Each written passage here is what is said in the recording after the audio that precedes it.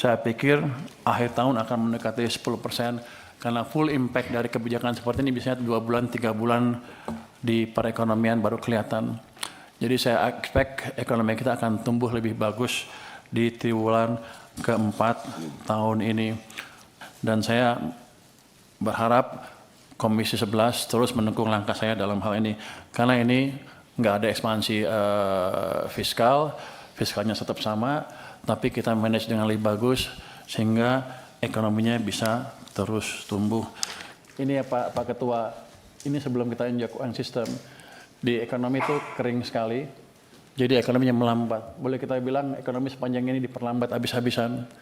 Tapi dengan setelah saya lapor Pak Presiden, dengan dukungan anggota DPR, waktu itu di belakang saya ngomong sama Pak Misbakun sama teman-teman, saya boleh injek uang 200 triliun, bukan injek, pindahkan uang 200 triliun ke sistem. Ini yang hijau naik ke atas, itu tumbuhnya itu 13% lebih. Cuman di bulan Oktober turun sedikit lagi ke 7,8. Jadi agak kurang minyaknya. Jadi saya sudah dorong lagi ke sistem tambah 76 triliun. Jadi ini harusnya naik lagi ke atas. Jadi ini yang meminyaki ekonomi yang sebelumnya melambat. Tentunya kalau nggak ada dukungan DPR kan pasti saya nggak bisa menjalankan itu juga. Jadi teman-teman mungkin nggak tahu, saya sudah diskusi terus dengan Pak Ketua untuk mengizinkan saya memindahkan uang itu. Dan itu tidak merubah APBN. Jadi saya belum ekspansi fiskal sama sekali.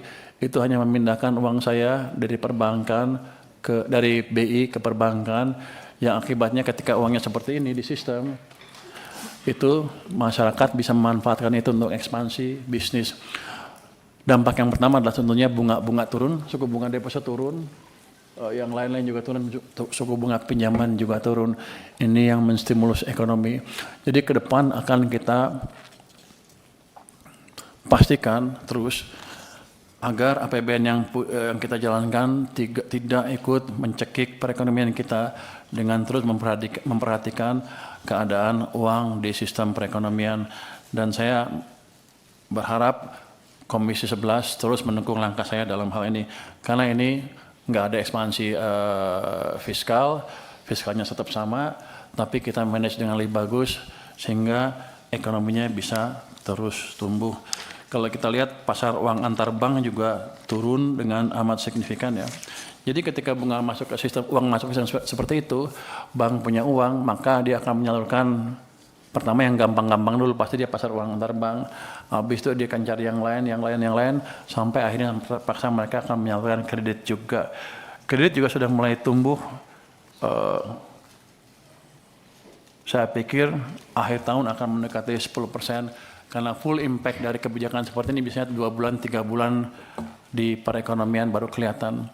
Jadi saya expect ekonomi kita akan tumbuh lebih bagus di triwulan keempat tahun ini.